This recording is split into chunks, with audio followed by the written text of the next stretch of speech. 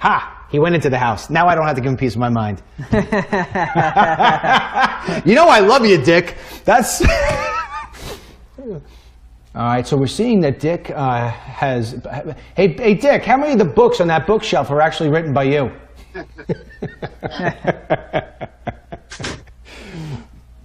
About half of them. About half. All right, here we go. Do you want me to repeat what I was saying earlier?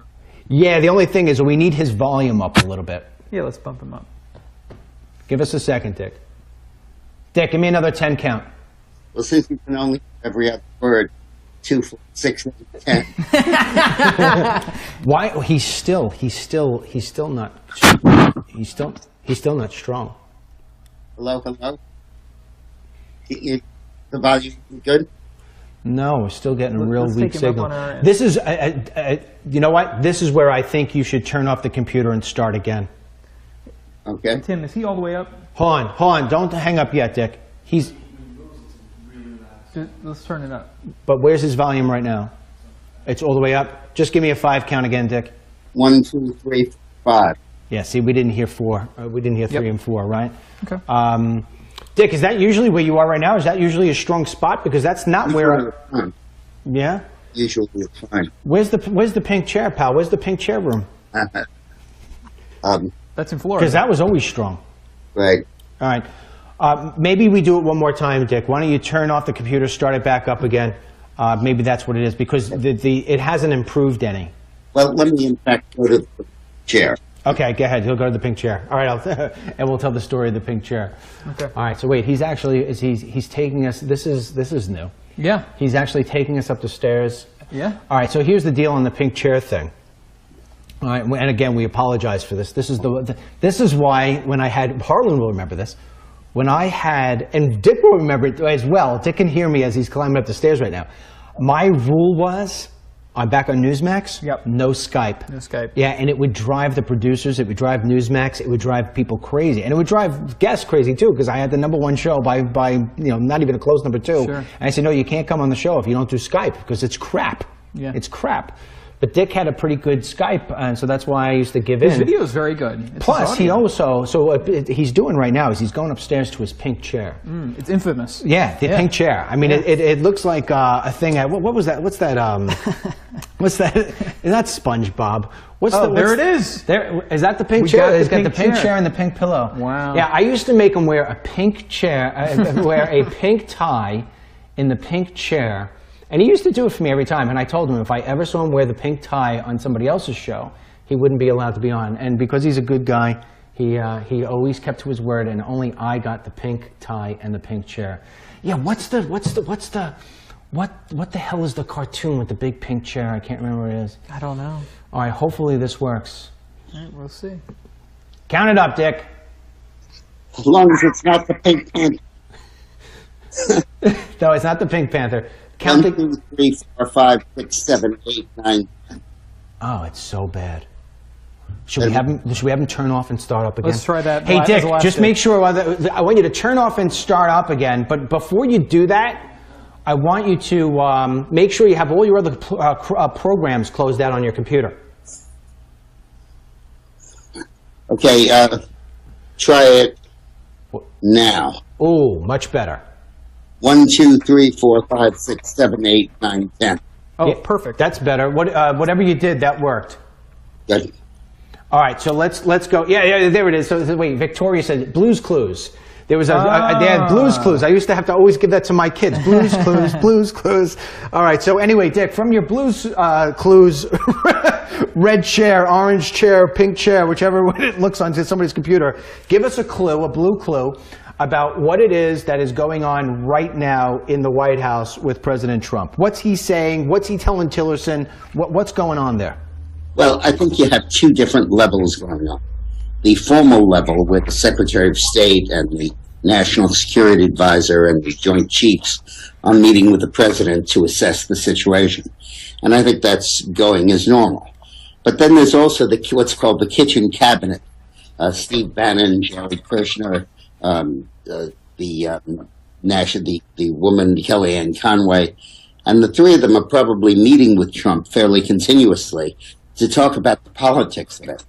And I think the thing that we're missing here is this is the ultimate wag the dog. I think that Trump was sincerely trying to knock out their chemical facilities. I think Trump was sincerely angry about the attack. But I think the other point is that for a year, the Democrats and liberals have been peddling this ridiculous narrative that Trump is in Putin's pocket and the deal was cut and he would let Putin run all over the world as long as Putin arranged for him to be elected president. And both sides of that are crazy. Putin had very little to do with his election, and Trump, I'm sure, promised nothing. And now with those bombs, Trump is proving that is false. And I think that narrative is very important to Trump, but I think you can't dismiss it as one of the reasons for the attack. When you look at North Korea, just to change gears for 1 second, when you look at North Korea, right now we have naval ships headed that way because there is a concern that on the 15th, North Korea will start to test more missiles. Explain to us, Dick, the level of concern that North Korea presents for the United States. It's an intense concern, Dennis, because not so much because of their intercontinental missiles. Those are burning, and it'll be a while before they have enough of them to make a difference or to be sure of their accuracy. But a good artillery cannon can shoot a nuclear missile into Seoul from North Korean territory. Seoul is right abuts the border between North and South Korea. And Seoul has a extended population, I think, of over 10 million people. And that would be just a fiasco. And that really is the blackmail that the North Korean leadership has. So, you know, a lot of people listening this morning to different programs as I'm coming into work, Dick, there are a lot of Trump supporters who say, I didn't sign up for this. You know, you told me we weren't going to go into these places. It was supposed to be America first. And they're concerned. I mean, if you take North Korea, whether you take Syria, I mean, you could go back to Syria if you like, because I think it's a better example. But they say, I'm looking at Syria and about this need to get out Assad, and I feel like we're back in Iraq all over again, like we tried to get out Saddam Hussein. And look what happened there. Yeah, okay, we took him out, but Iraq toppled, and ISIS, you know, now we have ISIS. If we take out Assad, who's going to take over that place? And then you have the other people, like myself, who say, you know what, America needs to be back. America needs to show its leadership. America needs to show its strength, because I believe in the Reagan way of, you know, strength through power, and through, you know, to a certain degree, you know, making sure that people respect us and don't screw around with us. Dick, I want you to respond to that two ways. How would you respond to the Trump supporters on both cases? And number two is, if you were sitting in that White House right now with President Trump, what would you be advising him? Well, I think that the Trump supporters were concerned about our going abroad and trying to run the world. John Quincy Adams once said, we don't go abroad in search of dragons to destroy. And I think that that's a very good policy. And I think it's very important that Trump keep these attacks in Syria on punishing them and deterring them and preventing them, if possible, from using chemical weapons, rather than an effort at regime change to get rid of Assad. It's a touchy line, but we have to stay well side of our line. And for example, we did not do a decapitation strike. There was no attempt to kill Assad in that strike. And if we had wanted regime change, that would be something we would do. Now, in terms of Syria, I think it's a non-issue. You just don't go in there. You just go in there when you need to over gas weapons, and you let the war unfold, and you have your military go after ISIS, which is a discrete target. But I think that in North Korea, there is clear action called. The key to stopping North Korea is not to stop them from getting the bomb. They have it. But to stop them that can deliver the bomb. And that involves the anti-missile system that the United States has deployed and needs to continue to deploy, the Aegis missiles. Now, some of our Aegis missiles are ground-based, and that's useless against Korea because they're mainly aimed at Russia. But many of them are sea-based, and that's why McMaster sent another aircraft carrier into the region, because they can sit there off the coast and shoot the missiles down when they get launched. But the ultimate answer is to develop a space-based missile intercepting capability, very much like the Star Wars that Reagan proposed. It's 40 years later in terms of the technology, and you can do it now. And you don't have to intercept 12,000 Korean missiles. They don't have that many. They might 5 or 10 now and in a few years. So the idea is that you sit up there in outer space looking down at North Korea. And when you see a missile launch, a flash on the screen, you shoot a laser right at it. And the missile at that point is going 100 miles an hour. It's not in its launch. Mm-hmm. It's just into its launch trajectory. And you can kill it pretty easily. And the debris falls on North Korea, not on the nation it's trying to attack. And I think the United States should move aggressively on space-based missiles. Mm-hmm. Now, Reagan had pushed that. And then the Democrats opposed it, knee-jerk, reflexive, because they're opposed to defensive weapons, and they said it was destabilizing in the Cold War. Those arguments are dusty. They're not relevant. Mm-hmm. Recently, the United Nations passed a convention in which they urged all nations to avoid littering outer space by putting anti-missile stuff in outer space. Yeah, but Dick, if I were to bring this down a little bit to earth right now, in the sense that President Trump took this, if you want to call it the 59 missile attack on Syria the way he did, and like you said, it wasn't an attempt to change regimes. It was an attempt to send a message and say stop doing this. Is it worthy to try that again in North Korea if he does turn around and launch out some ballistic missiles on Saturday? No, I think that's too risky, because he'll still have a few, and he could then retaliate, and you have a nuclear war on your hands. I think what we should do is Trump should announce a vigorous beefing up of our anti-missile capability, a space-based anti-missile capability, and that will have the effect within a few months of nullifying the North Korean threat completely. We already have it partially nullified by the sea-based interceptors that he's moving into the region. Is there anything that we can do? Could we put pressure on China? Well, what I suspect is going on, Dennis, is I think China ginned up North Korea to make trouble for the United States, so that Trump would have to come hand in hand with China and say, please help me deal with North Korea. And since much of Trump's campaign was focused on trying to get an even balance of trade with China, which would be a disaster for their economy, they may want to use North Korea as a lever to force Trump to back off his economic demands. Mm. Well, Dick, so you spoke about North Korea's limited missile capability, their limited ability to deliver a nuclear warhead. But Newt Gingrich, the former Speaker of the House, has written about this ad nauseum, about the threat of an EMP, where you lob a warhead a few hundred miles above the United States, the continental United States, and you're able to fry all of the electronics and the electrical grid in every car, in every truck, and every gasoline pump in this country. And it's off the air. Yeah, and up until the 80s, I mean, through the Reagan administration, we had plans to harden our infrastructure against EMP attack through the Cold War, and it wasn't until after Reagan that those plans were rolled back. And so I don't think people realize just how vulnerable we are to this sort of threat. I mean, it would just take one. It would just take the delivery of one a few hundred miles above the continental United States to really throw us back into the dark ages.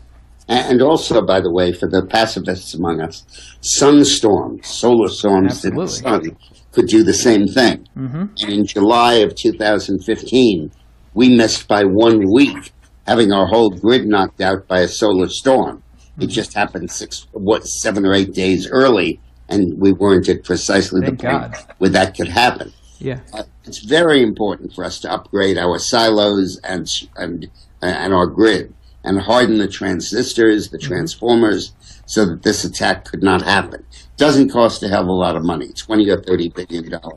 Would do it. And if I were Trump, I would go on the air right now and say, number one, I'm going to harden our grid. Number two, I'm going to deploy space-based missiles.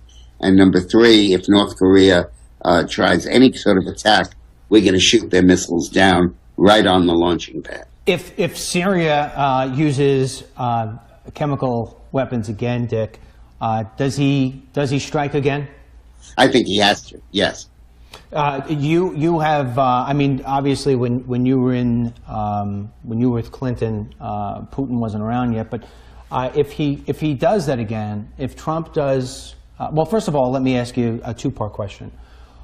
Obviously, Putin has influence over what happens in Syria. In fact, he just called for it today. There's going to be a meeting on Friday in Moscow between Putin, Iran, and Syria. So I'm sure they'll be talking much about what happens with Tillerson's visit there, and also the strategy of what to do next. Two-part question. A, does Putin have, let's call it, the manhood to tell Assad that he should try this chemical game again? And two, if they do that and Trump does strike back, does Putin have the manhood to really launch out at the United States in the way that he and Iran have both threatened over the last couple of days? The answer to your first question is yes, and your second question is no. I think Assad is going to go ahead and continue to launch gas attacks. I think his ego and his saving face require it.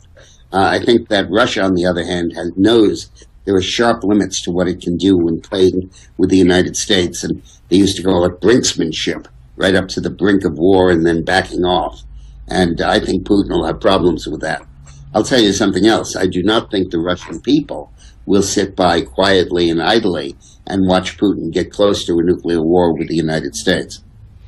So is this the sort of situation, Dick, where Trump is best served as the commander-in-chief and the person who has all of our safety basically in his hands?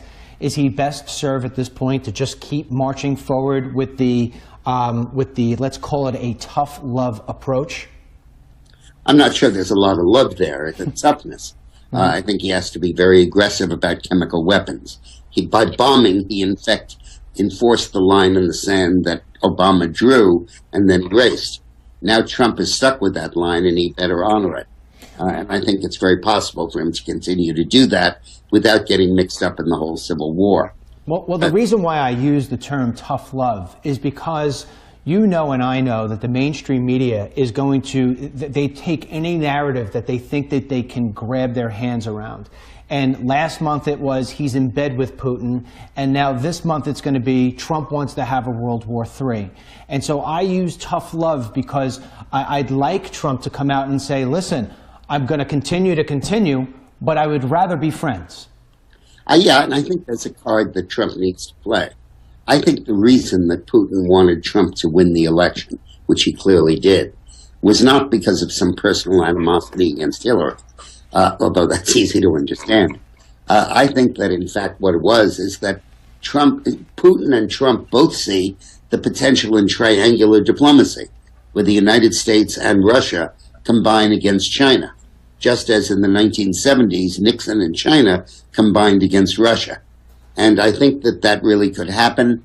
And I think that that we would be well served if Trump tells Putin, hey, knock it off. I want to work with you about China, and I can't if you keep screwing with me in Syria. So Dick, look out for, let's say, 3 months, 4 months from now. Where is this whole situation? Well, I hope that we take the steps that I'm recommending to protect ourselves and our allies against a nuclear North Korea. And I think that with missiles, and I think we will do that, and I think we can do it, and we may, in fact, be doing it, just not announcing it. But the second thing is that I think that the United States will be able to stop Assad from using chemical weapons. And then I think the war will continue to go on there. It just won't be with chemical weapons. And we can't stop that war, and ultimately we don't care about it. What we have to do is to make sure that ISIS is defeated, and I think Trump is doing a pretty good job of it. Okay, so let me just tell viewers a couple of things here, and then we'll get back to you in a second, Dick. First of all, we are right now interviewing Dick Morris, and we're talking about everything with Russia and with North Korea and with Syria. We're also now going to change gears a little bit to the things that are going on more domestically here in the country. Dick, as I've told you before we started, he is one of the strongest, smartest, most in-tune political minds there is in the country. That's my opinion.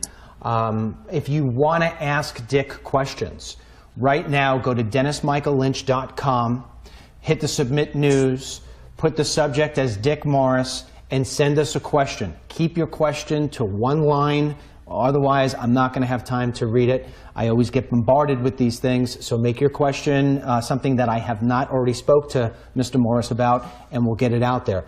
The other thing I have to strongly, and I mean strongly suggest, is that you make dickmorris.com one of your daily visits. And I never say that about somebody else's website. I'd rather you go to my website than anybody else's. But Dick Morris has what's called a lunch alert. I watch it every single day. It comes in at about noon. You could sign up for it via email. He puts out these short 2-3 minute videos. They're sensational. They're phenomenal. It gives incredible insight. I can tell you that 9 out of 10 times, the stuff that he's feeding, I use when I'm writing my articles or whenever I'm in conversation. He hasn't really set me wrong yet. There are a couple of things I disagree with him once in a while. We could talk about that towards the end of the show, but I want to stick on some of the more serious stuff right now. Dick, I want to change gears for a second. Thank you very much, Dennis. I appreciate that. Oh, no problem, no problem. Dick, you know me well enough at this point. I don't say things unless I mean them. Let me say this, Dick. There is this belief that the inside of the White House is in complete disarray. You've got Bannon saying, hey, let's do one thing. You've got Kushner saying, hey, let's do another. You have people saying, well, Bannon's alt-right and Kushner's really a closet Democrat. And there's a part of me that believes this is really the mainstream media trying to take the focus off Trump's accomplishments at the moment. At the same time I don't want to be blind to the way that life works. And when you've got a lot of people in one house, there are times when people disagree. So you know what it's like to operate inside a White House. That said, from your perspective, what is really taking place inside the White House? And if there is some disarray, how do you see this falling out? Well, I think a certain proportion of the media reports have to be discounted because they have been intent on trying to show Trump as incapable of governing, spawning chaos, and his camp helplessly riven. And that's all ridiculous when you look at the magnitude of the achievements this guy's had. Jobs added to the economy, housing starts way up, housing availability way down on the market, illegal immigration way down, all kinds of great stuff. He couldn't be in disarray. But apart from that, there's an effort here to get rid of Bannon, because Bannon is the difference between a conventional, mainstream, conservative, George Bush-style presidency and the Donald Trump-style presidency many people voted for. Ultimately, what the establishment wants to do is to capture Trump. And to do that, they had to get rid of two people. They had to get rid of Steve Bannon. They had to get rid of Michael Flynn, the National Security Advisor. They invented this whole Russian issue and used wiretapping and naming of people in a conspiracy, sort of a gambit in chess, that ultimately led to his dismissal. Now they're trying to set that up with Bannon. And they're trying to set it up because he is, he's like Drew Bundy Brown, the guy who was the corner man for Muhammad Ali, who invented the phrase "float like a butterfly, sting like a bee." Mm-hmm. He's the muse, soul man of Donald Trump. And if without him, Trump would be a mass of instincts, but no clear understanding of how to communicate them, and certainly no understanding of how to implement them in government. And even if he had the understanding, he wouldn't have the aids that he can use to do that in a complex U.S. government. So he needs Steve Bannon. And we need Steve Bannon because otherwise this administration will drift back into the Bush administration. But see, Dick, you're scaring the daylights out of me. You're scaring the daylights out of me, and I'll tell you why. One of the reasons why I've always supported Donald Trump, and I still do, is because he's such a strong personality, and I didn't feel as if he could be bullied around. Now, you have the insight and the inside knowledge of how that whole D.C. thing works. When you say that the reason why they want to peel away Flynn and they want to peel away Bannon is because the elite wants to get inside that White House and they want to take control. My feeling is that Trump would turn around and say, get out of here, get out of my office. I'm not dealing with you guys. I ran against you. But now I hear you saying this, and I'm sort of connecting the dots a little bit, and I don't like what I'm seeing because I have always questioned why it is that President Trump embraced Paul Ryan when it came to this health care bill. It is one of the great mysteries of my life. Why, is this all part of the plan? And if it is, why is Trump falling for that? Well, health care is a separate topic. We'll deal with that separately if you want.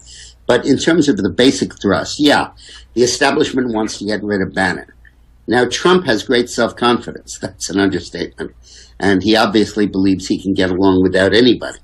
And perhaps he can. But clearly the person who keeps the theme of Donald Trump closest to his heart and keeps it as a major theme throughout the presidency is Bannon.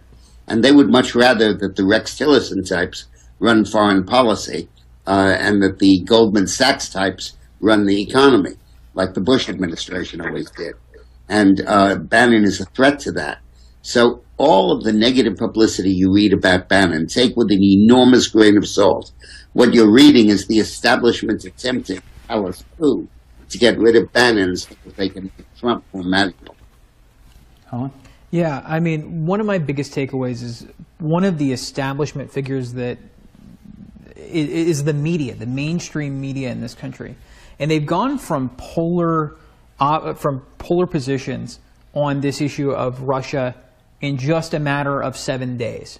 7 days ago, the narrative the mainstream media was pushing was that Donald Trump was, for lack of a better term, in bed with Putin.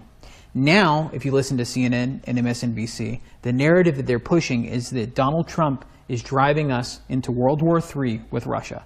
And so at some point, my question is, Dick, do the American people listen to that? And do they say the media has discredited itself time and time again, but this is just totally outrageous? How can they say with any sort of credibility that this pendulum swing in a matter of 7 days is anything but a fabrication? I think you're right. I think that they have always seen the media as coming up with these stories, fake news. That's why they voted for Trump, despite the media doing everything it could to defeat him for a long period of time. And I think we will see through that. I think that when there is no war with Russia, and we have some progress with Assad, and we are able to stop the routine use of chemical weapons, then I think we'll make a big deal. Let me push back, though, if you don't mind, because the ratings for MSNBC and CNN and the mainstream media are up. It seems that even though, if you look at the polling, the surveys, it looks as though their distrust of the media is at an all-time high, but their ratings are up, the New York Times subscriptions are up. So it seems as though there is an audience for some of this, and that they haven't yet discredited themselves. Well, people are going to watch, and they're going to listen, and they're going to read. That doesn't mean they're going to agree. We have had a long effort over the 20th century to eliminate chemical weapons. And it was so successful that Adolf Hitler did not use them on the battlefield. And it wasn't used in Vietnam, and it wasn't used in the Middle East until Assad.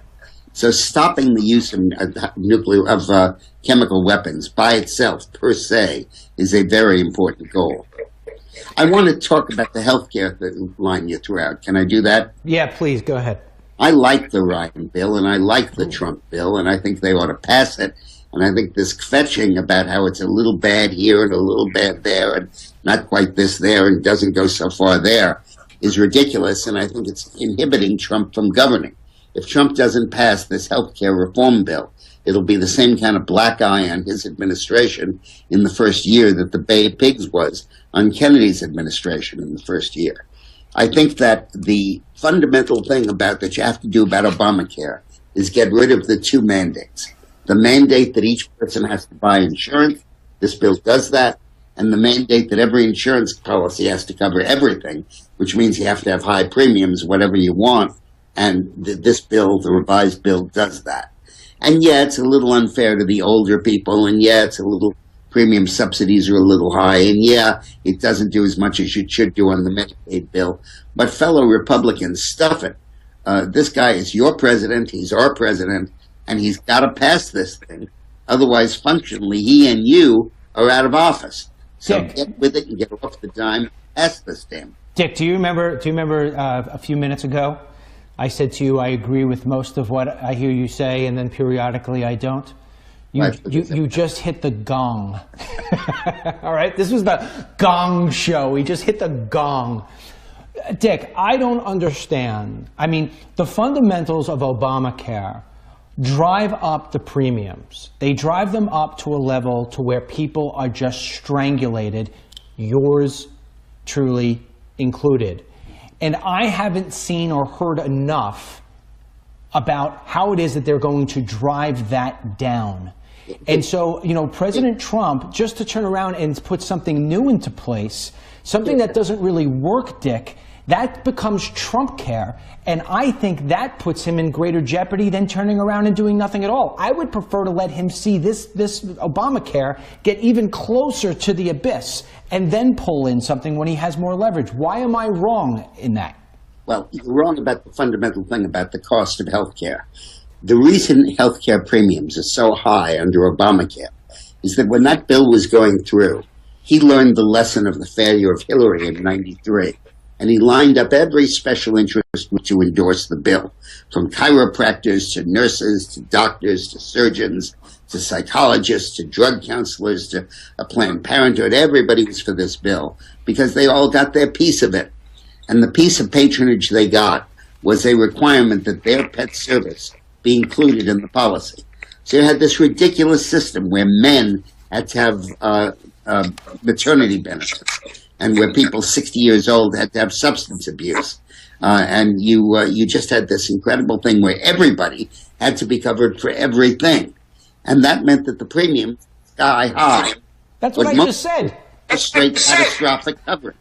And if you say you don't have to cover all of this nonsense, you can just get a real bare bones catastrophic plan, you'll be able to buy that for a very low, affordable premium. Yeah, but Dick, that's what I just said. That's what I just said. I just said the fundamentals on Obamacare, and that's what drives up the cost, was that, you know, I have to get insurance that I just do not need. I mean, my wife cannot have babies, and yet I've got to turn around and get that sort of thing in place. But under the Trump bill, you won't have to. Yep. Wait a Under second. the Trump bill, you can get whatever you want.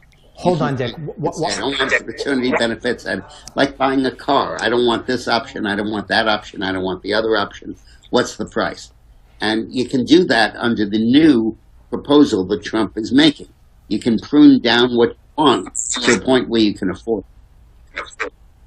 Hold on, Dick. We need to do something with your... I'm getting the feedback out of his... If he turns his laptop down? Yeah, his sound. Yeah, but he hasn't done anything different. I'm getting a reverb. That's basically what's coming down. Yeah, I can still hear it. It's coming back. It's a reverb. How's that now? Oh, it's not your fault, Dick. It's just Skype sucks. I can hear myself twice. So I'm going to give you a couple of layup questions here and let you just answer these things. Number one, from Brianna. What are your thoughts on Trump opposing Obama bombing Syria in 2013? Liberals are saying he opposed it, and now he is blaming Obama for inaction. Well, Trump criticized Obama for not bombing Syria and said that that Trump had drawn a line in the sand and then let Assad cross it without consequence. So it's not inconsistent with what he's doing now. Trump now believes, and believed then, that we cannot be involved in Syria the same way we were in Iraq about getting rid of Assad and changing the government. He's learned that. But he wants to discipline them not to use poison gas. And I think that's a very good idea. All right, next one comes in from Candy Miller. She wants to know, can you address the Internet Security Bill, assuming you know it? That's one of the bills that I really oppose that Trump pushed. I think it's fundamentally wrong. What he did was to repeal by executive order and by legislative reversal. The Obama administration had placed limits on what internet providers can do with your data. And his concept was let the free market reign. If they know that you like sneakers from Nike, let them publish that to Nike and let Nike sell you sneakers. If they're made in the U.S. And I think that the fundamental thrust of what Obama did was to limit the marketing capabilities because he said that was an intrusion on privacy. And Trump, who's a laissez-faire guy, a businessman, says, hey, let them all do it, let them all compete, and if it results in more sales and more production and more jobs, go for it. I'd side with Obama on that one, but I can see Trump's point of view. All right, next question is from Lisa Taylor. She's curious to hear your take on the wiretapping issue about Obama's administration wiretapping Trump. Well, I'm just in the last moments, literally, as soon as I get off this show, of finishing a book with Eileen and I called Rogue Spooks, the intelligence community conspiracy to destroy Trump. And I believe that from the very beginning of the time that it looked like Trump could win, from the very beginning of the time he got the Republican nomination, the intelligence community, the CIA and the FBI and the NSA, have been working with Obama's political types to destroy Donald Trump. And I think this one is a deep conspiracy. It's a continuation, really, of how the FBI, about the CIA got rid of Nixon and Watergate. Nixon deserved it, Trump doesn't. And it's this kind of independent spook government, in effect, doing a coup d'etat in the United States. My book will come out in about 3 months, and urge you to read it then. We'll talk about it on this show quite a bit. Of course we will. Barb Ziegler wants to know, will the Clintons ever be held accountable for any of the actions they've ever taken wrong? Obama too. Oh, Lord, I hope so. I hope that Trump moves it ahead on that. I think that what he's waiting for is for the case to percolate up in the FBI. And he's probably sitting back passively for once and saying, if you come to me with a recommendation to prosecute, I will not stand in your way. And but it has to come from the bowels of the Justice Department. And we need to see what happens. We need to see if it's fundamentally in any way a fair process. If the FBI doesn't do it, they skated on another one. But I don't think I'm optimistic. I think the FBI, particularly in these U.S. attorney offices in New York and Little Rock, Washington, and Miami, is quite focused on that issue. And that's one of the reasons why you don't hear anything from Bill Clinton these days, and you hear only muted criticism from Hillary. I think they're scared to death of this stuff coming up and biting them. Well, it's funny you say that because the next question I have is from Joe Woods. I don't know if this is a girl or a guy, but Joe Woods wants to know, can we even trust the FBI anymore? Well, you shouldn't blindly trust anybody. And the FBI is composed of people.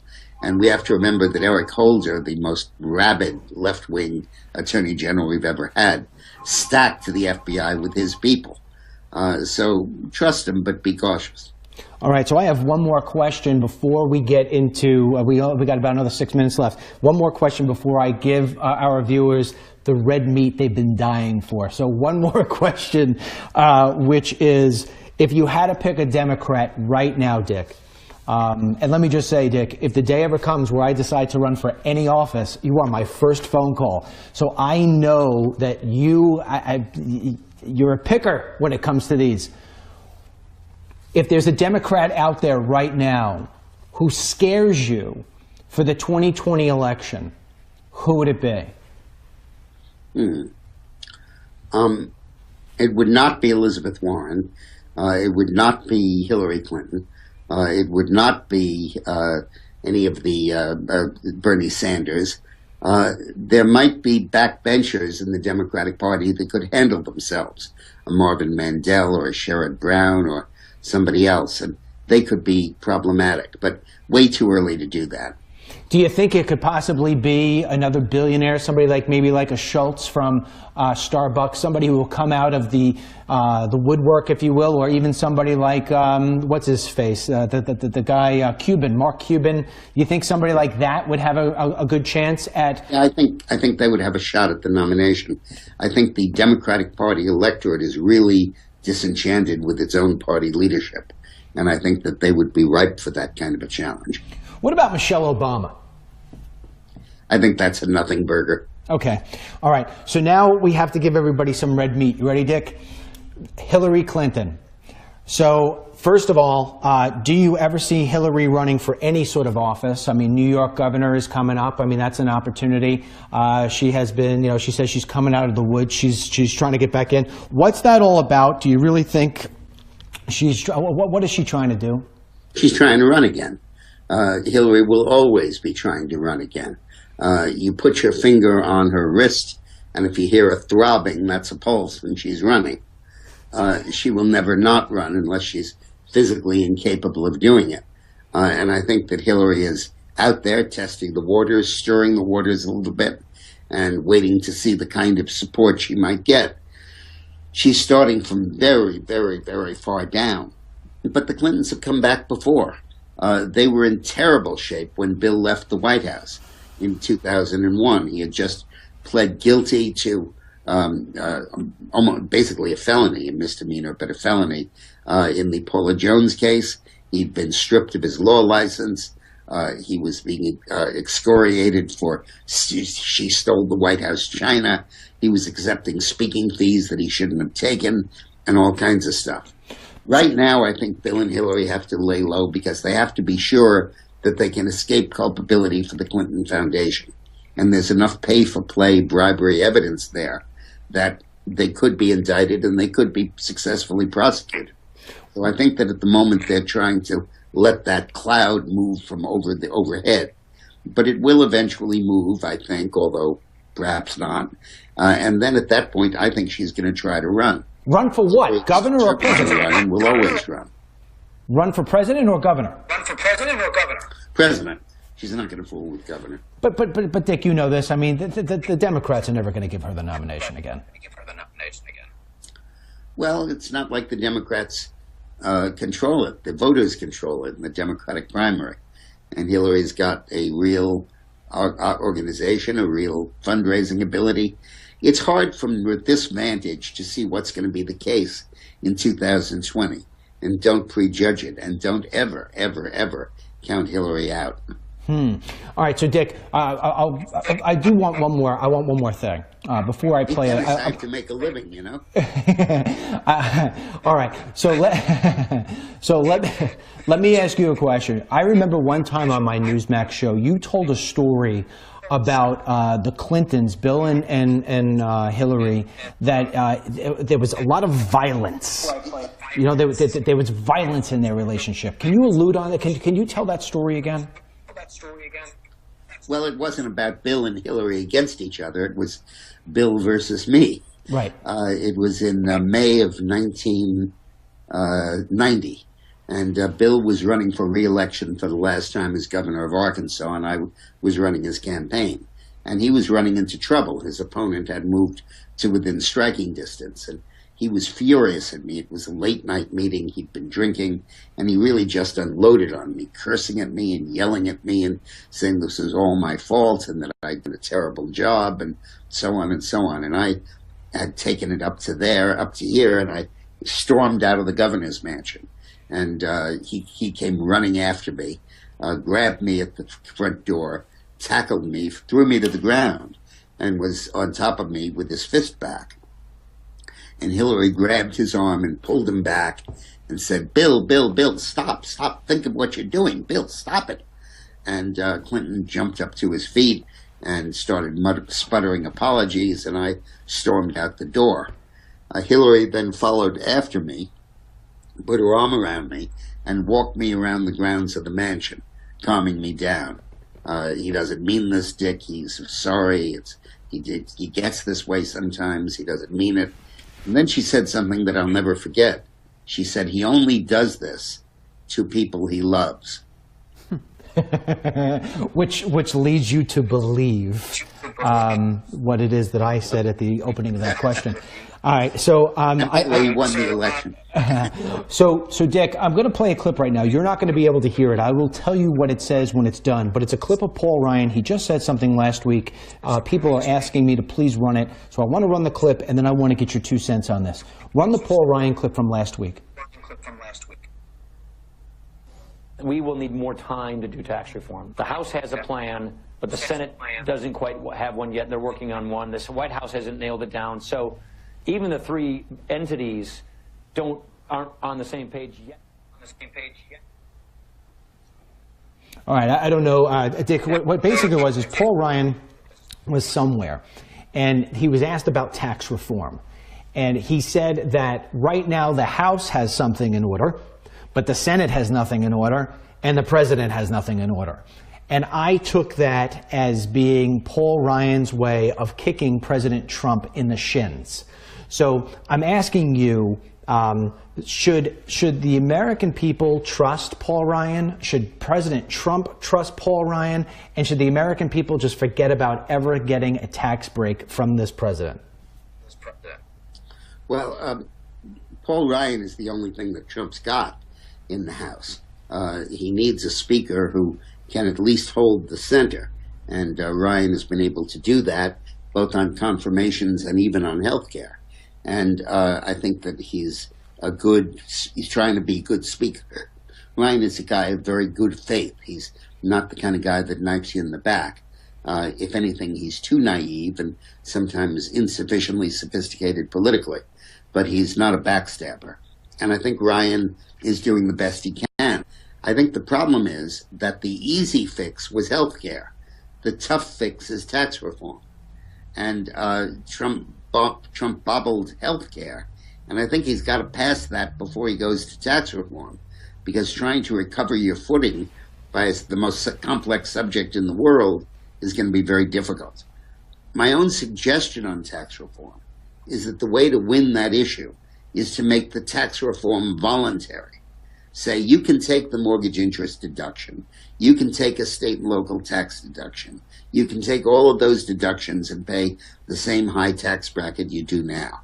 Or you could file a short 1040 form, a short form, take no deductions, take nothing off, and pay a tax rate that's 10 or 15 points lower, your choice.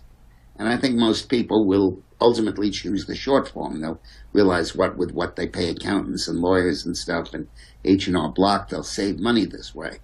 And I believe that the special interests will be limited in the extent to which they can campaign against that, because after all, it's giving everybody their choice. And I think that's the key to this tax reform issue. But it's a very complicated issue, and we would need more time to explore it, and we need to see how it plays out. But my advice to Trump is get health care passed and then move on. All right, well, Dick, I want to say thank you very much for joining us. Obviously, I'm going to be asking you to come back again. We started off a little slow because of the technical issues. Skype sucks. They're going to have that on my, when I die, it's going to be written somewhere. But anyway, you were great. I didn't agree with everything you said, especially with Paul Ryan, but that's for our next conversation. I want to emphasize everybody else again. Dick Morris has some of the best books I've ever read.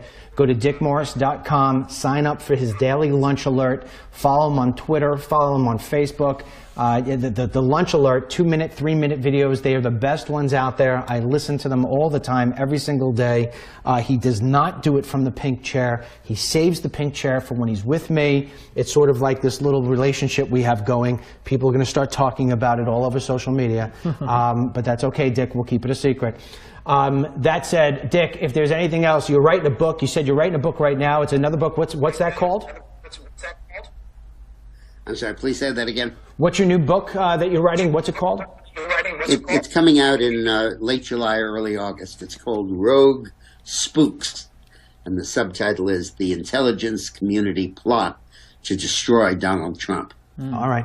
Well, obviously, we're going to have you on with that as well. So I'll reach out to you another week or so, Dick, and I appreciate you taking the hour to come on here. We get good crowds. This will be watched at least 100,000 times.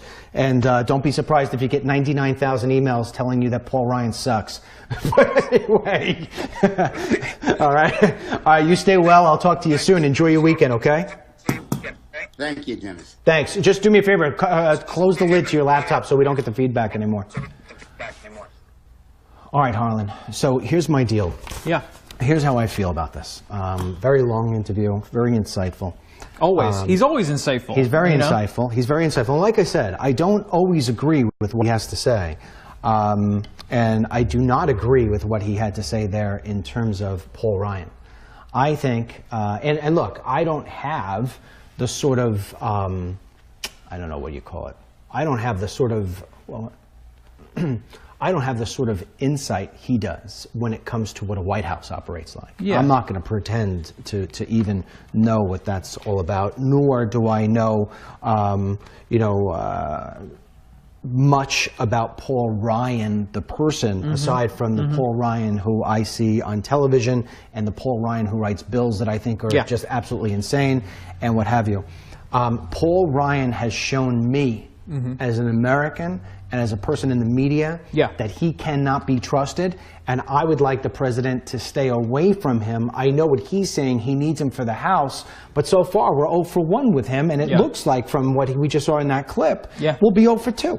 Yeah, well, I think the way that Dick, and I don't want to speak for Dick, but this is how I interpreted it, is that Dick is looking at this from, he's doing political calculus, right? He's not talking necessarily about the policy. He's saying that if you're a Republican, if you're in the Trump coalition, you want to see Trump get a win. And so I really believe that that's how Dick was analyzing this, less about the policy as you are, because I think that you're totally right when we're trying to address premiums. But when it comes to the healthcare thing? Yes. He's wrong on that. I can tell you right now, he's wrong on that. Or either that or he didn't hear what I had to say correctly, and it could be because of the sound coming back. The fundamentals of Obamacare were that you had these, I think it was either 10 or 12. There were 10 or 12 programs that had to be in there. Yeah. And if you did not have them in your plan, meaning you were one of the insurance companies, you were not going to be in the exchanges. That's it. Yep. So now a person like myself who's never done drugs, and he repeated this back to me, that's where I got a little confused. A person who's never done drugs like myself, I still have to get dependency insurance. A person like my wife who cannot have babies anymore, she's got to have maternity leave insurance. So these things is what drove up the premiums. That's what the Freedom Caucus was fighting about. The Freedom Caucus was saying, wait a second. We can't have this. You need to drive those prices all the way down, because all that Trump's new plan did with Paul Ryan, and they said we're going to be some revisions, and the Freedom Caucus said, no, the revisions aren't enough. You're not making it, the premiums are going to stay high. Trump's plan was a three-part plan that parts 2 and 3 were never going to come to fruition. We couldn't get part 1 in. How are you going to get part 3 through? So that was the part he didn't answer. And I should have asked another follow-up question, but I think I was reading things, so it was a poor thing on my end. I'll fight with him on it next time. There's plenty of time. We still have a lot. But I understand, and this is where I disagree with him. And look, I've been wrong before. He's been wrong before. Where I disagree with him, and I guess time will tell. Had that health care plan passed, and John Q. Public, and Dennis Michael Lynch, and Harlan, and Tim, our premiums didn't go down, I would have had a hard time pulling the lever. Now, obviously, I'm going to pull the lever for him over maybe, let's say, for instance, whoever you want to pick, Warren, Senator Warren. But I would have been thoroughly disappointed, and my ability to champion for this guy would be less. And therefore, Warren, or whoever else is going to run, would have a bigger wave. You're right, but that's a communication mistake that the Trump administration made. They should have said that part 1 is about eliminating the mandates, not about addressing premiums. Because in order to pass this legislation, we're kind of hogtied in how much we can do in this first piece. And then saying, in step 2, we're going to reduce costs. If they had come out from day 1 and they had been really clear about what the steps are, that these are separate bills and they address different problems, then that clarity would have prevented this confusion. I'm going to push back on you a little bit too. I think they did try to do that.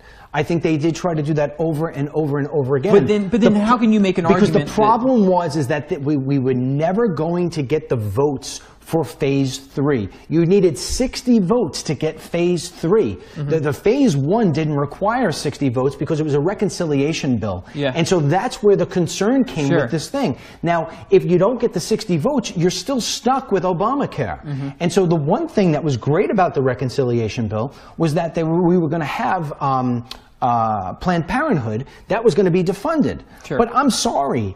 You know, at the end of the day, it's not enough to pass something like that. And my concern on it, as being a Trump supporter and somebody who doesn't want to see him only go 4 years, was that if he did that, he was thinking first inning and not ninth inning. And the ninth inning was, and I don't think anybody said this to him, including Paul Ryan, this is why I don't trust him, was that, listen, Mr. President, if you put this in and we don't win the midterms, and we have less people in Congress than we do now, and it doesn't pass, you're going to be stuck with what's going to be known as Trump care, and the premiums are going to stay here. And nobody's going to want to hear about your Phase 1, Phase 2, Phase 3. They're just going to look at their bill at the end of the month and say, Trump failed me. Trump care is worse than Obamacare, because the way that the projections were was that unless you got Phase 3, if you just got Phase 1, your premiums were going to skyrocket beyond Obamacare. This is a lot, but the bottom line is that if he doesn't pass any health care, anything,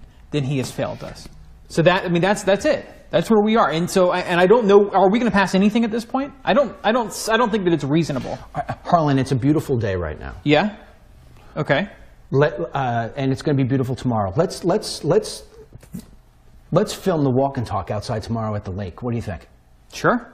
Okay, bad answer. You want to know why? Why? Because your answer should be, we're not set up for that yet. Oh, we'll fail. figure that out. We can't get everything out there. Yeah, but this is my point.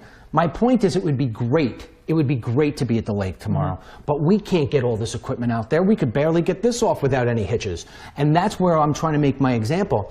Healthcare needs to be addressed, but to address it now in the first 100 days, and while he's still learning everything that's going around or whatever, and at the same time is what we're watching Obamacare slowly but surely fall into the abyss. You know what I mean? Yeah. And let me ask you this. It's almost like, you know, how much would you pay me to save your life right now? You're like, I'm not going to save you anything. I'm not going to pay you anything. I'm not in fear of my life. Now all of a sudden you're tied down in the middle of the road and I say, how much are you going to pay me now? You'd be like, I'll give you everything I got. Yeah. So we needed to get the Democrats to the level of desperation, and they're just not there yet. And that's where I think this was a tactical mistake. This is why I don't trust Paul Ryan. Paul Ryan should have known this. He does know this, and he should have warned the president of this, and I don't think he did. I think what he did was he set the president up for a fall. Paul Ryan and the establishment do not want President Trump. They want him less than the Democrats want him. I am sold on that. I will never change it. I'm stuck on that. Yeah, well, it's true.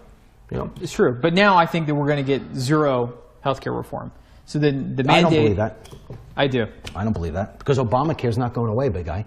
People are still, all these places are falling out of the exchange. There were all these communities that only have one left. Things are going to have to get really bad for Democrats to start working with the Trump administration and Republicans in Congress. And I'm not sure what the timetable is going to be. I mean, things are already bad enough that I would think that the pain would be worth them crossing the line. And they're not doing it. I disagree. Here we go. Look at how premiums are skyrocketing. I mean, in some states up 50, 60% year over year. 2 years from now, you and I, maybe less than 2 years from now, 2 years from you and I, I'll make sure, make note to self to play that back, this back. Because what will happen, I think, is that when it starts to become closer to midterms, and Obamacare is a complete and utter disaster, the Democrats are going to have to go back to their constituents and answer to the fact that they have absolutely blown up these people's health care. and the president's going to be able to say, I had a plan. They wouldn't vote for it. I said to them, come on back. See, what I would be telling them if I was his advisor, come a year from now, you need to be tweeting out all the time, begging Democrats, it's getting so bad in Obamacare, please come meet me. I'm looking to meet with you. I want to meet with you. We've got to come up with something for the American people. And those people aren't going to show up. And President Trump calls them out, and he pushes them into the fire, and then the Democrat who's running for re-election has to stand in front of his constituents and say, well, I got to be anti-Trump. And then the person says, well, you know what you did? You didn't talk to the president. I got no health insurance. At that point, Harlan, people don't care about Trump or the Democrats or the donkeys or the elephants. They care about themselves. They care about their bills. They care about their wallet. They care about the healthiness and the wellness of their family. They don't want to hear about any of the government crap. And you know what? They'll vote for the other guy that says, if you vote for me, President Trump will be able to get the 60 votes that he needs, and we can get real health care back in here. That's the way I would have strategically done it. Yeah, I just don't think it's going to happen. I mean, and Republicans are already facing some dangerously close races. You see the congressional race in Georgia, where it looks like a Democratic challenger may take Price's old seat. You know, they have some other races in like Kansas and other parts of the country where it does seem as though the Democrats are very well organized, and they feel like they're insurgent, that they're resisting the Trump administration. And my concern is that they have no incentive yet to vote for him. Now, well, if they lose big in the midterms, to your point, this might be different. But there are a lot of unknowns. Well, that's the way, if I were advising Trump, or if it was my presidency, and we were sitting around and, you know, you were one of my top aides and I had whoever here around, I'd say, no, unfortunately, we're going to smoke this out. I don't think you're wrong. I just don't. I just really question whether the pieces are going to align. Trump's got a lot of distractions at this point. You know, I mean, look at North Korea and Syria. I mean, the world is a minefield, and he's having to navigate it right now, and that's a tremendous distraction to a lot of the domestic policy we need to tackle. Yes, but at the same time he's not operating alone. And while all this stuff is happening over in Russia and Syria and North Korea, I still have my insurance premium to pay at the first of the month, and so does Sally, and so does Joe. And so whether they're a Democrat or they're a Republican. And so life continues to continue, and as it starts to get more painful and more painful, you want to relieve that pain. Absolutely. And so it's going to be the person who can make the better sales pitch as to why that pain exists. For Trump, it's going to be, I tried. And the Democrats did not come and help me. I didn't care about whatever, you know, about right and left. I cared about what was right versus wrong. And it's wrong for you not to have insurance. Let me help you. Help me help you. Don't elect that guy again because he wears a blue tie. Get me my guys, and I promise you, you'll have health care. That's the way I'm selling it. All I know is we better get tax reform this year. We better get this infrastructure spending bill this year, or we're going to have some real problems because the markets and a lot of everyday Americans and small businesses have baked in that these things are going to happen. It was already a disappointment that we didn't get anything. It didn't matter what the health care bill was. People just wanted a solution to these high premiums. And they weren't able to deliver on it. And I hope you're right and it comes in a couple of years. I'm going to push back to you. Do it again, okay? And this is the way I would handle things. I'm just speaking for the way that I would handle things, okay? Because I've thought this out. I had to think it out long and hard. This whole 100 days thing is important in the sense that if you can get things done, fantastic. You have a great narrative. At the same time, the country does not fall into the abyss on day 101. Okay, it doesn't mean you can't be effective on day 102. I'm talking about the first year. Let me put it out. That's number one. I would rather be great. It has always been my way. I would rather be great at one thing than good at 5. And so I like the fact that right now that President Trump can hold his hands up and say, I am great at helping people create jobs. That narrative right now, I would say layer it on, layer it on, layer it on, layer it on, layer it on. Because as I've said to you many times before, and I've said to these people many times before, if you're getting a job, if you're one of the 400,000 plus people who got a job in March, you're not all conservatives. There are liberals who got jobs, and their life just changed for the better because of President Trump. And the same thing goes the month before and the month before. If he continues to do this, he continues to work with CEOs, he quietly and boringly continues to peel back regulations, one after the next, after the next, after the next, and he keeps on pulling them back, things are going to open up, more people are going to have jobs. His number 2 thing of greatness, and this comes from a guy who knows this topic as well as anybody else, is that the apprehensions at the border are down. The crossings come across are down. People are starting to get deported. If he were to put in that damn E-Verify as a mandatory level and we were to cut off that magnet, people would start going home. If at the end of this year, we don't have new health care and we don't have a tax cut, but we've got illegal aliens on the out, we've got illegal aliens not coming on the in. We got more Americans taking those jobs, and overall we got more Americans getting better paying jobs because, oh, by the way, Toyota's putting in $1.3 billion into Kentucky. And then we've got machine.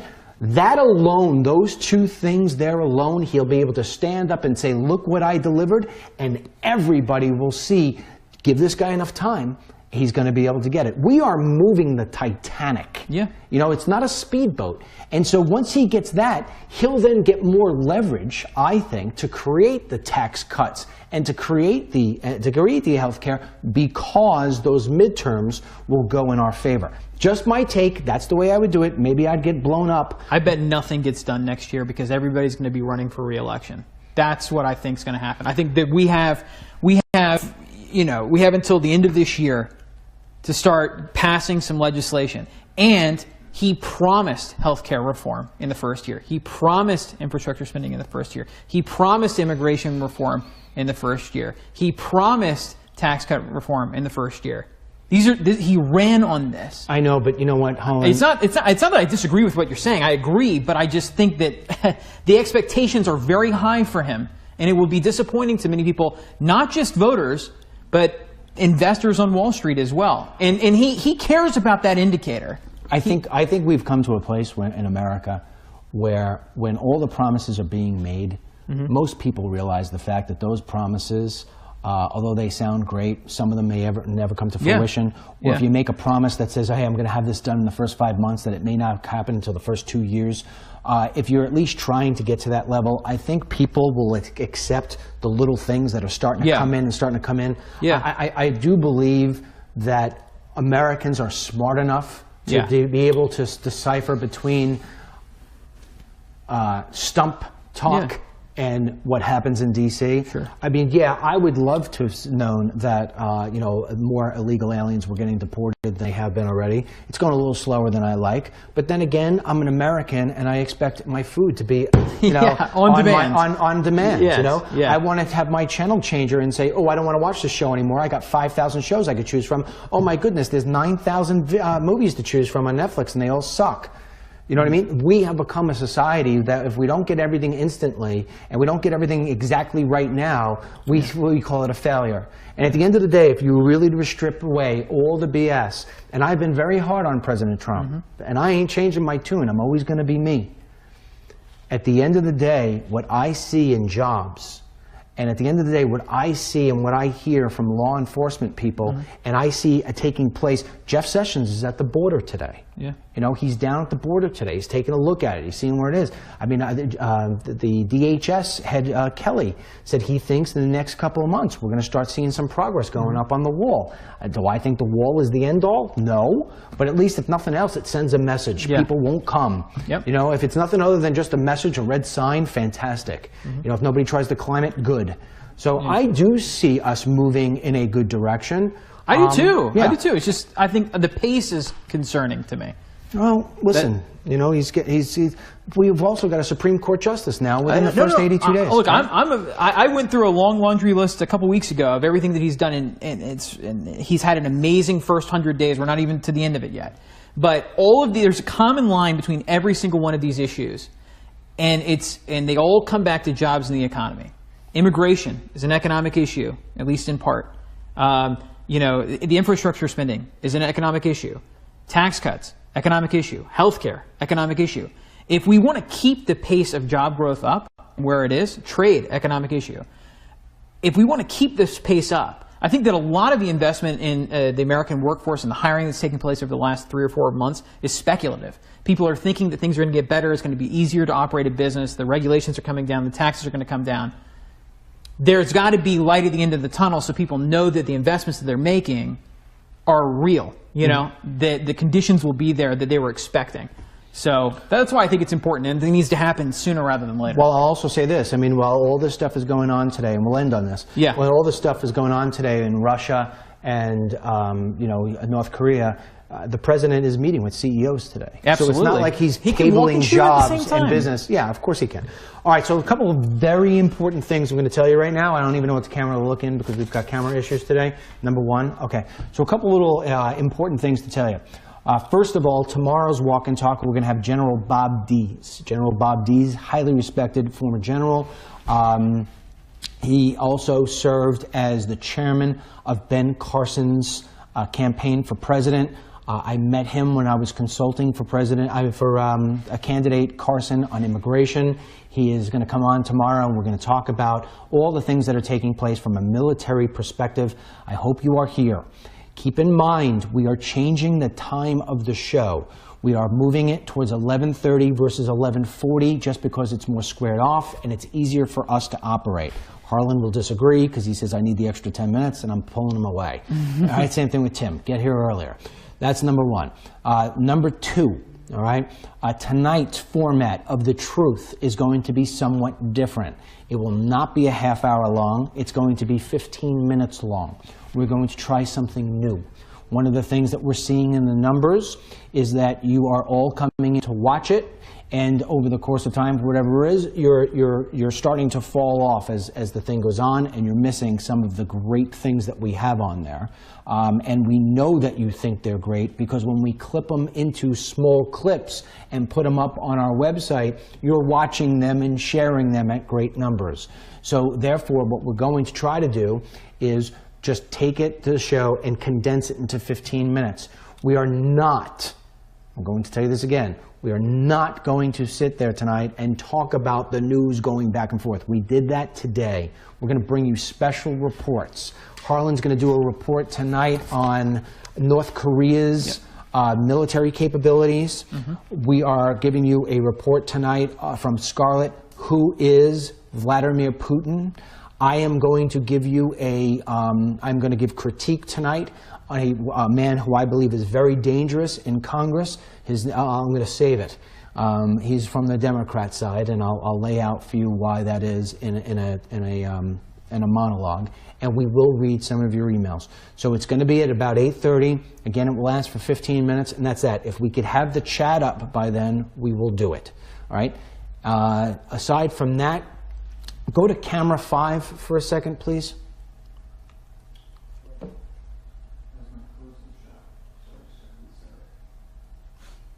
Okay, camera 5, you will see that we have started to take your gifts. Remember, I told you this whole side is going to be all about you folks.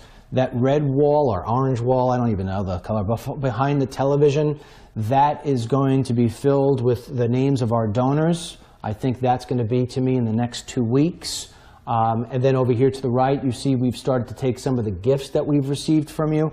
We are sprinkling them all over the room. I think there's another one over here. We have somebody who gave us a gift back here. If you go to camera, I think you could see it in camera 3.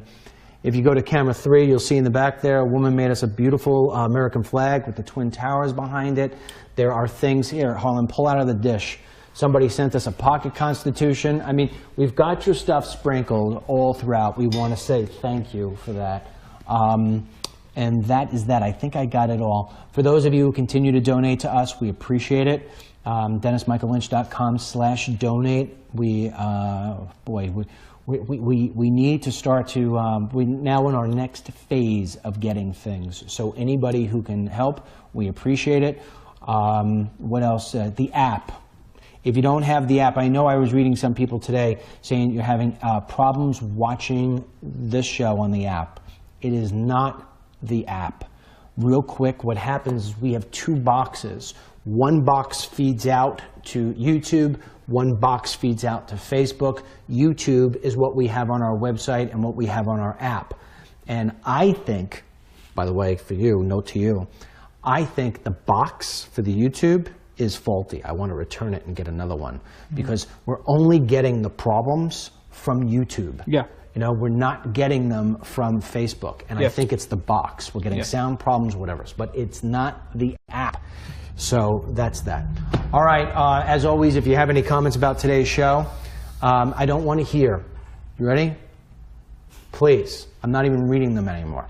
I don't want to hear about my desk. All right?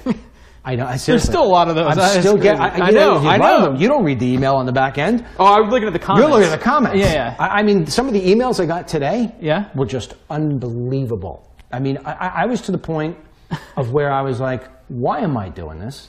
Seriously. Yeah. Some of the emails that we're receiving are so evil. What? And at the end, the killer is, it's you suck, this sucks, this is ugly, Harlan needs to get fucking, Harlan needs to lose his glasses, you know, you're an egomaniac. I mean, the stuff that they say is so brutal. But then how do they end it? Love you guys.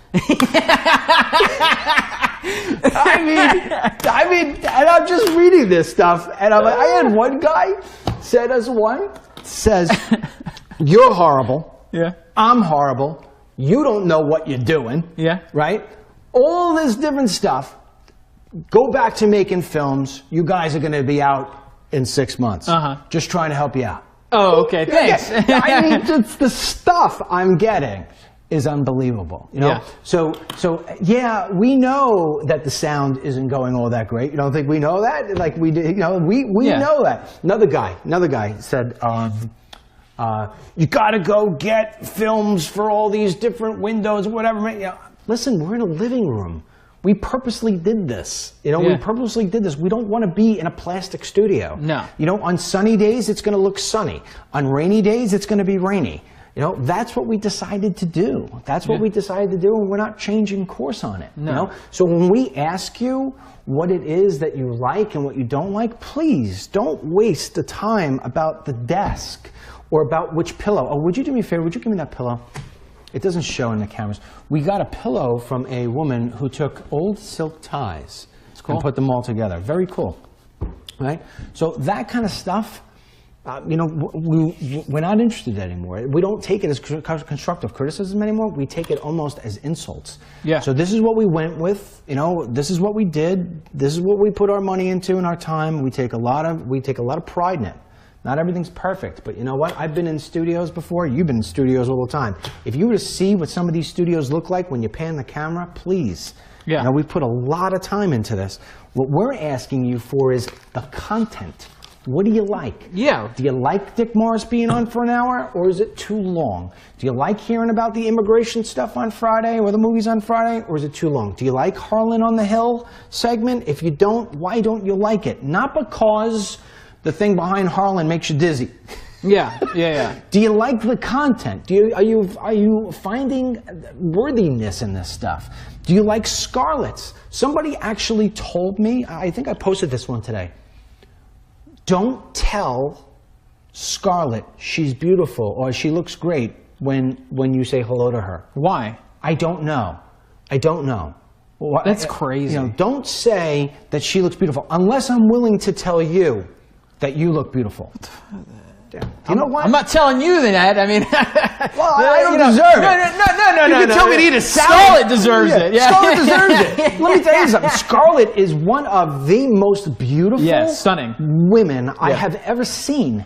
I mean, she's beautiful. Why am I not going to tell her you look beautiful today? That's a compliment. That's a compliment. I'm going to tell her she looks beautiful every single day. Yeah. And that's it. Yeah. Ask Scarlett if she hates it when we tell her that she looks beautiful. Hey, what's wrong? What is that? Sexist of me? I don't know. I mean, what's wrong with it? Come on. Call a spade a spade. I'm calling a spade. I read these emails yesterday. I was like, what is this? Well, you know, it's to be expected. It's not. It's not to be expected. It's expected to be by the left. It's a 0.5% that's watching. Maybe it is. Maybe it is liberal trolls. I don't know. All I know is the minority. We'll take constructive criticism all day long. We had what? John Rowland yesterday. What did I tell you? I would call up John Rowland every day after I was on television and Yeah. say, tell me what I did wrong. You know? Yes. And John wouldn't say something to the extent of, well, I would have liked it better if your hair was parted a little less. Yeah, right. Or if you, if you would have tweezed your eyebrows a little more. Oh, by the way, Dennis, eat a salad. No, what he would say was, you know what, I like the way you told that story. Right. But don't apologize for telling that story. You know, like that's what he would do. And that's how I got better. Yeah. Not by, the only time that John ever commented on something outside the realm of the content was he said to me, I think you should be wearing a shirt and tie. And I said, I think you're wrong. I'm not comfortable in a shirt and tie. If I'm in a shirt and tie, I feel stuffy, and I feel like my neck's all crunched up, and I feel like I can't move. I don't want to be in it. And you know what he said? Well, if you don't feel comfortable wearing a shirt and tie, don't wear one. Yep. That was it. Well, you know what?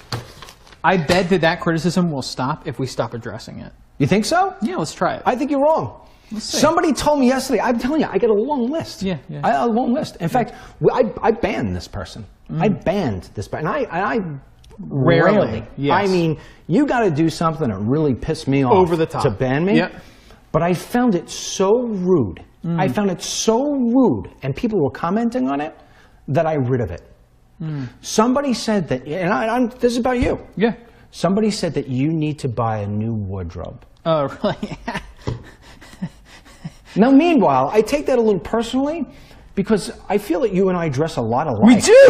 yeah, similar. You know what I mean? So, and I'm like, wait a second. it was directed at both of us in a way. I mean, and I'm like, he needs to buy a new wardrobe. I mean, just like, you know what? And they just went on this rant, and it was really nasty.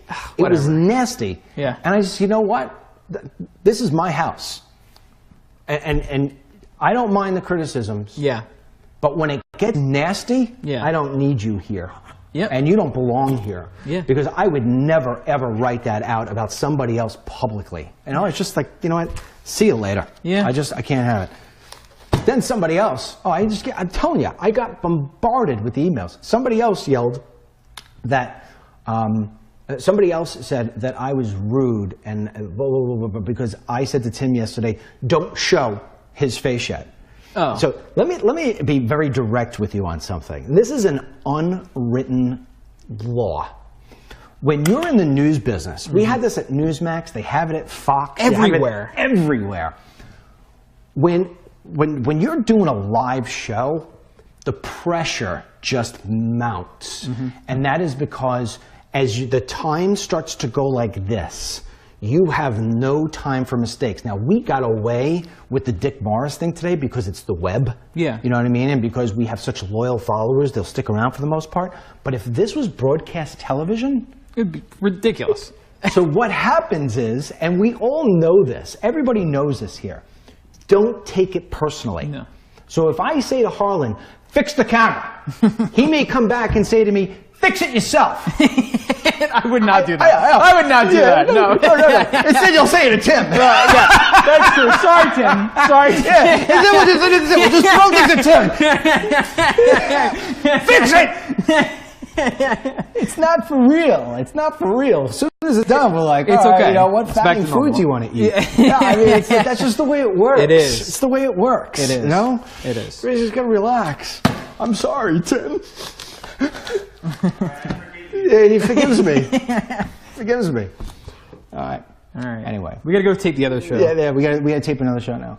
What? This camera? Yeah, we need to fix these cameras. I don't know what to look at anymore.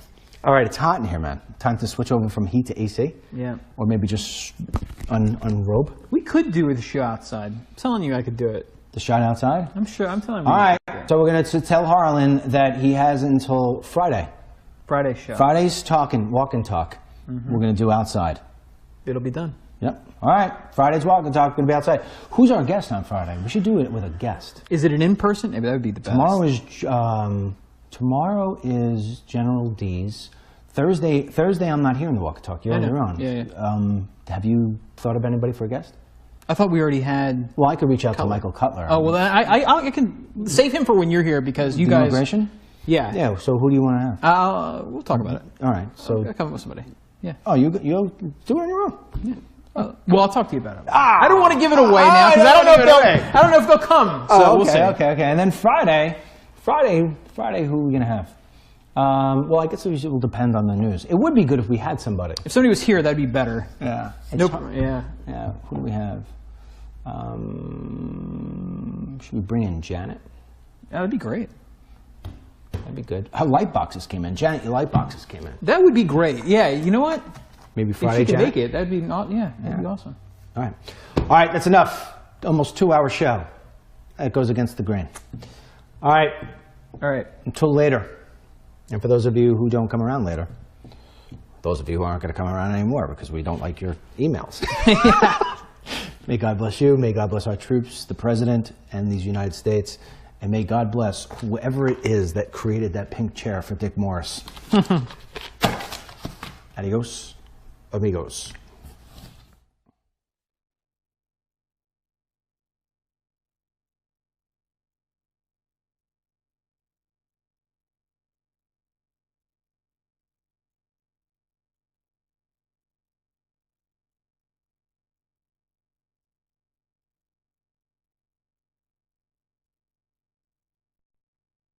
Was focused on trying to get an even balance of trade with China, which would be a disaster for their economy. They may want to use North Korea as a lever to force Trump to back off his economic demands. Well, Dick, so you spoke about North Korea's limited missile capability, their limited ability to deliver a nuclear warhead. But Newt Gingrich, the former Speaker of the House, has written about this ad nauseum, about the threat of an EMP, where you lob a warhead a few hundred miles above the United States, the continental United States, and you're able to fry all of the electronics and the electrical grid in every car and every truck and every gasoline pump in this country. And off the air. Yeah, and up until the 80s, I mean, through the Reagan administration, we had plans to harden our infrastructure against EMP attack through the Cold War, and it wasn't until after Reagan that those plans were rolled back. And so I don't think people realize just how vulnerable we are to this sort of threat. I mean, it would just take one. It would just take the delivery of one a few hundred miles above the continental United States to really throw us back into the dark ages. And also, by the way, for the pacifists among us, sunstorms, solar storms to the sun could do the same thing. Mm-hmm. And in July of 2015, we missed by 1 week having our whole grid knocked out by a solar storm. It just happened 7 or 8 days early, and we weren't at precisely the point where that could happen. Yeah, it's very important for us to upgrade our silos and our grid, and harden the transistors, the transformers, so that this attack could not happen. Doesn't cost a hell of a lot of money, $20 or $30 billion. We do it. And if I were Trump, I would go on the air right now and say, number one, I'm going to harden our grid. Number two, I'm going to deploy space-based missiles. And number three, if North Korea tries any sort of attack, we're going to shoot their missiles down right on the launching pad. If Syria uses chemical weapons again, Dick, does he strike again? I think he has to. Yes. You have I mean, obviously when you were with Clinton, Putin wasn't around yet, but if he does that again, if Trump does, well, first of all, let me ask you a two-part question. Obviously, Putin has influence over what happens in Syria.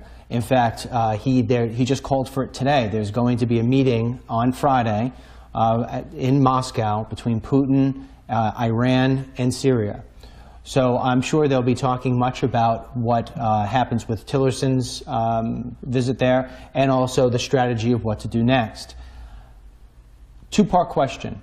A, does Putin have, let's call it, the manhood to tell Assad that he should try this? Warning, and it'll be a while before they have enough of them to make a difference or to be sure of their accuracy. But a good artillery cannon can shoot a nuclear missile into Seoul from North Korean territory. Mm-hmm. Seoul is right abuts the border between North and South Korea. And Seoul has a extended population, I think, of over 10 million people. And that would be just a fiasco. And that really is the blackmail that the North Korean leadership has. So, you know, a lot of people listening this morning to different programs as I'm coming into work, Dick, there are a lot of Trump supporters who say, I didn't sign up for this. You know, you told me we weren't going to go into these places. It was supposed to be America first. And they're concerned. I mean, if you take North Korea, whether you take Syria, I mean, you could go back to Syria if you like, because I think it's a better example. But they say, I'm looking at Syria and about this need to get out Assad, and I feel like we're back in Iraq all over again, like we tried to get out Saddam Hussein. And look what happened there. Yeah, okay, we took him out, but Iraq toppled, and ISIS, you know, now we have ISIS. If we take out Assad, who's going to take over that place? And then you have the other people, like myself, who say, you know what, America needs to be back. America needs to show its leadership. America needs to show its strength, because I believe in the Reagan way of, you know, strength through power, and through, you know, to a certain degree, you know, making sure that people respect us and don't screw around with us. Dick, I want you to respond to that two ways. How would you respond to the Trump supporters on both cases? And number two is, if you were sitting in that White House right now with President Trump, what would you be advising him? Well, I think that the Trump supporters were concerned about our going abroad and trying to run the world. John Quincy Adams once said, we don't go abroad in search of dragons to destroy. And I think that that's a very good policy. And I think it's very important that Trump keep these attacks in Syria on punishing them and deterring them and preventing them, if possible, from using chemical weapons, rather than an effort at regime change to get rid of Assad. It's a touchy line, but we have to stay well side of our line.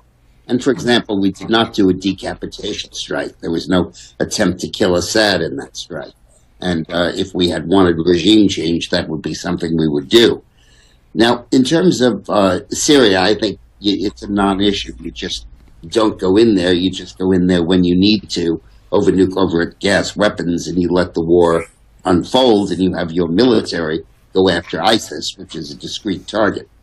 But I think that in North Korea, there is clear action called. The key to stopping North Korea is not to stop them from getting the bomb. They have it. But to stop them. Ha! He went into the house. Now I don't have to give him peace of my mind. You know I love you, Dick. That's...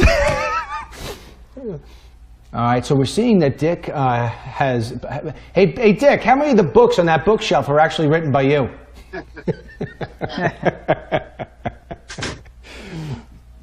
About half of them. About half. All right, here we Do go. you want me to repeat what I was saying earlier? Yeah, the only thing is we need his volume up a little bit. Yeah, let's bump him up. Give us a second, Dick. Dick, give me another 10 count. Well, since you can only every other word, 2, 4, 6, 10. Why? He's still not strong. Hello? The volume good? No, we're still getting a real let's weak take him up signal. on our end. This is, you know what? This is where I think you should turn off the computer and start again. Okay. Tim, is he all the way up? Hold on. Don't hang up yet, Dick. Let's turn it up. But where's his volume right now? It's all the way up. Just give me a 5 count again, Dick. 1, 2, 3, 5. Yeah. See, we didn't hear 4. We didn't hear 3 and 4, right? Okay. Dick, is that usually where you are right now? Is that usually a strong spot? Because that's not where. Fine. Yeah. Usually it's fine. Where's the pink chair, pal? Where's the pink chair room? That's in Florida. Because that was always strong. Right. All right. Maybe we do it one more time, Dick. Why don't you turn off the computer, start it back up again? Maybe that's what it is, because it hasn't improved any. Well, let me in fact go to the chair. Okay, go ahead. He'll go to the pink chair. All right, and we'll tell the story of the pink chair. Okay. All right. So wait, he's taking us. This is new. Yeah. He's actually taking us up the stairs. Yeah. All right. So here's the deal on the pink chair thing. All right, and again, we apologize for this. This is why when I had Harlan will remember this. when I had, and Dick will remember it as well. Dick can hear me as he's climbing up the stairs right now. My rule was, I'm back on Newsmax. Yep. No Skype. No Skype. Yeah, and it would drive the producers, it would drive Newsmax, it would drive people crazy, and it would drive guests crazy too, because I had the #1 show by not even a close #2. Sure. And I said, no, you can't come on the show if you don't do Skype because it's crap. Yeah. It's crap. But Dick had a pretty good Skype, and so that's why I used to give in. His video is very good. It's Plus, he also, what he's doing right now is he's going upstairs to his pink chair. It's infamous. Yeah, the pink chair. I mean, it looks like a thing. What was that? What's that? What's that? Is that SpongeBob? There it is. There is that the pink We chair? got the He's got the pink pink chair. chair and the pink pillow. Wow. Yeah, I used to make him wear a pink chair, wear a pink tie in the pink chair. And he used to do it for me every time. And I told him if I ever saw him wear the pink tie on somebody else's show, he wouldn't be allowed to be on. And because he's a good guy, he always kept to his word. And only I got the pink tie and the pink chair. Yeah, what the hell is the cartoon with the big pink chair? I can't remember what it is. I don't know. That can deliver the bomb. And that involves the anti-missile system that the United States has deployed and needs to continue to deploy. The Aegis missiles. Now, some of our Aegis missiles are ground-based, and that's useless against Korea because they're mainly aimed at Russia. But many of them are sea-based, and that's why McMaster sent another aircraft carrier into the region, because they can sit there off the coast and shoot the missiles down when they get launched. But the ultimate answer is to develop a space-based missile intercepting capability. Very much like the Star Wars that Reagan proposed. It's 40 years later in terms of the technology, and you can do it now. And you don't have to intercept 12,000 Korean missiles. They don't have that many. They might 5 or 10 now and in a few years. So the idea is that you sit up there in outer space looking down at North Korea. And when you see a missile launch, a flash on the screen, you shoot a laser right at it. And the missile at that point is going 100 miles an hour. It's not in its launch. It's just into its launch trajectory. And you can kill it pretty easily. And the debris falls on North Korea, not on the nation it's trying to attack. And I think the United States should move aggressively on space-based missiles. Now, Reagan had pushed that. And then the Democrats opposed it, knee-jerk, reflexive, because they're opposed to defensive weapons, and they said it was destabilizing in the Cold War. But those arguments are dusty now. They're not relevant. Recently, the United Nations passed a convention in which they urged all nations to avoid littering outer space by putting anti-missile stuff in outer space. Yeah, but Dick, if I were to bring this down a little bit to earth right now, in the sense, that President Trump took this, if you want to call it the 59 missile attack on Syria the way he did, and like you said, it wasn't an attempt to change regimes. It was an attempt to send a message and say stop doing this. Is it worthy to try that again in North Korea if he does turn around and launch out some ballistic missiles on Saturday? No, I think that's too risky, because he'll still have a few, and he could then retaliate, and you have a nuclear war on your hands. I think that what we should do is Trump should announce a vigorous beefing up of our anti-missile capability, a space-based anti-missile capability, and that will have the effect within a few months of nullifying the North Korean threat completely. We already have it partially nullified by the sea-based interceptors that he's moving into the region. Is there anything that we can do? Could we put pressure on China? Well, what I suspect is going on, Dennis, is I think China ginned up North Korea to make trouble for the United States, so that Trump would have to come hand in hand with China and say, please help me deal with North Korea. And since much of Trump's campaign... All right, hopefully this works. All right, we'll see. Count it up, Dick. As long as it's not the Pink Panther. No, it's not the Pink Panther. Count 1, 2, 3, 4, 5, 6, 7, 8, 9, 10. Oh, it's so bad. Should we have him turn off and start up again? Let's try that. Hey, as Dick, a last just tip. make sure. I want you to turn off and start up again. But before you do that, I want you to make sure you have all your other programs closed out on your computer. Okay, try it now. Oh, much better. 1, 2, 3, 4, 5, 6, 7, 8, 9, 10. Oh, Yeah, perfect. That's better. Whatever you did, that worked. Good. All right, so let's go. Yeah, there it is. So wait, Victoria said Blues Clues. There was they had Blues Clues. I used to have to always give that to my kids. Blues Clues, Blues Clues. All right, so anyway, Dick, from your Blues Clues, red chair, orange chair, pink chair, whichever one it looks on to somebody's computer, give us a clue, a blue clue, about what it is that is going on right now in the White House with President Trump. What's he saying? What's he telling Tillerson? What's going on there? Well, I think you have two different levels going on. The formal level with the Secretary of State and the National Security Advisor and the Joint Chiefs on meeting with the President to assess the situation. And I think that's going as normal. But then there's also what's called the kitchen cabinet. Steve Bannon, Jared Kushner, the woman Kellyanne Conway, and the three of them are probably meeting with Trump fairly continuously to talk about the politics of it.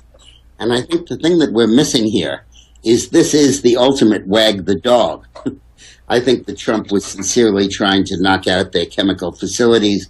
I think Trump was sincerely angry about the attack. But I think the other point is that for a year, the Democrats and liberals have been peddling this ridiculous narrative that Trump is in Putin's pocket and the deal was cut and he would let Putin run all over the world as long as Putin arranged for him to be elected president. And both sides of that are crazy. Putin had very little to do with his election, and Trump, I'm sure, promised nothing. And now with those bombs, Trump is proving that is false. And I think that narrative is very important to Trump, but I think you can't dismiss it as one of the reasons for the attack.